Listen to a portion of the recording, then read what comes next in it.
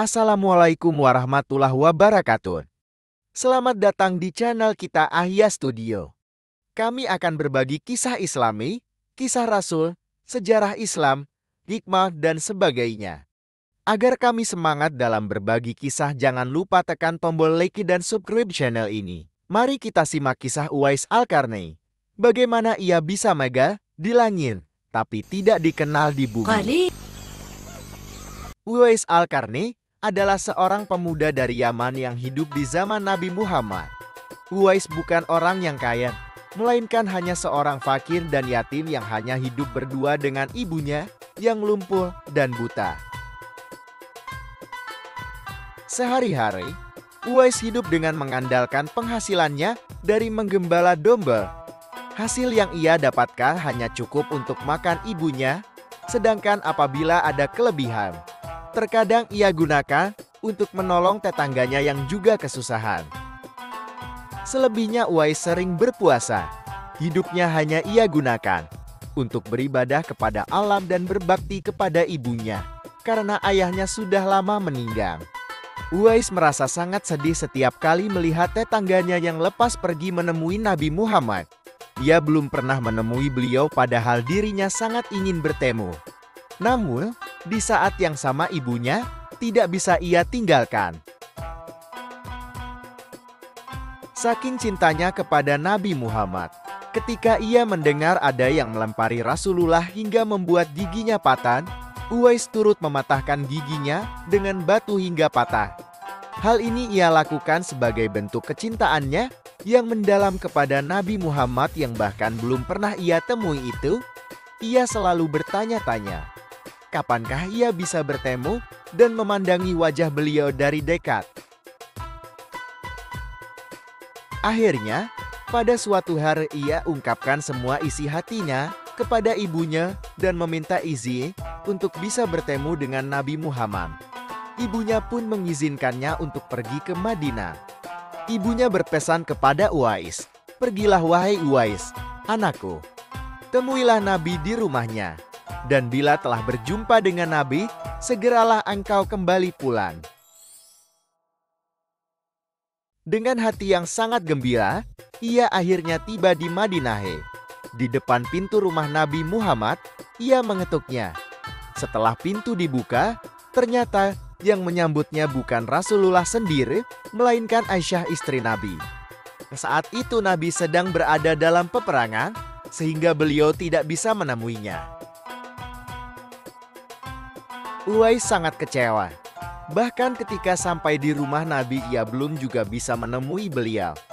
Ia ingin sekali menunggu Nabi pulang dari medan perang, namun ia teringat dengan pesan ibunya yang menyuruhnya segera pulang ketika sudah bertemu beliau. Dengan berat hati, akhirnya Uwais memilih untuk mematuhi ibunya dan kembali pulang tanpa pernah bertemu dengan Nabi Muhammad. Ketika Nabi Muhammad pulang dari pertempuran, beliau menanyakan kepada Aisyah tentang orang yang mencarinya dan ia pun menceritakannya kepada Nabi. Aisyah menjelaskan bahwa ada seorang pemuda dari Yaman yang datang ingin berjumpa dengan Rasulullah. Namun, karena ibunya sudah tua dan sakit-sakitan, ia tidak bisa menunggu kedatangan Nabi dan memilih untuk pulang. Nabi Muhammad lalu menjelaskan bahwa pemuda itu adalah penghuni langit. Beliau juga menceritakan kepada para sahabat, kalau kalian ingin berjumpa dengan dia, perhatikanlah ia mempunyai tanda putih di tengah telapak tangannya. Beliau juga menyarankan untuk meminta doa dan istighfar darinya, sebab ia adalah penghuni langit dan bukan penduduk bumi. Bertahun-tahun kemudian, Khalifah Umar ingat dengan sabda Nabi tentang pemuda yang terkenal di langit. Sejak saat itu, Umar selalu mencari kehadirannya dalam rombongan khalifah yang datang dari Yaman. Hingga suatu saat ia benar-benar bertemu dengan pemuda tersebut. Khalifah Umar dan Ali datang ke perkemahan Uwais dan datang menemuinya. Keduanya lalu membuktikan perkataan Nabi tentang tanda di telapak tangan Uwais. Dan benar saja, tanda putih itu ada padanya.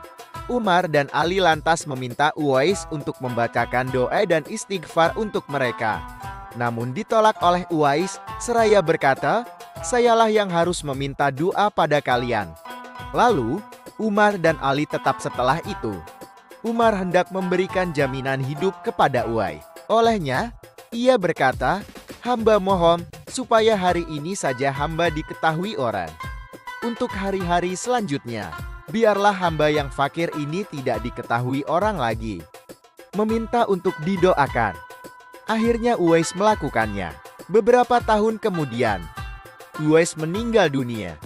Anehnya, proses pemakamannya dihadiri oleh ribuan orang yang berebut untuk merawat jenazahnya. Penduduk kota Yaman tercengang. Orang-orang yang mendatangi pemakaman Uwais bukanlah orang yang mereka kenal. Padahal semasa hidupnya, ia sangat miskin dan tidak memiliki apa-apa. Lantas, bagaimana bisa ribuan manusia ini datang untuk mengurus jenazah dan pemakamannya? Berita tentang keanehan pemakaman Uwais Al-Qarni ini menyebar dengan luas. Akhirnya penduduk Yaman tahu bahwa Uwais Al-Qarni ternyata bukanlah penduduk bumi, ia adalah pemuda yang terkenal di langit. Dan manusia-manusia tadi adalah malaikat yang dikirim oleh Allah SWT kepadanya. Dari cerita di atas, hikmah apa yang dapat diambil? Tulis di komentar. Jangan lupa menonton cuplikan filmnya.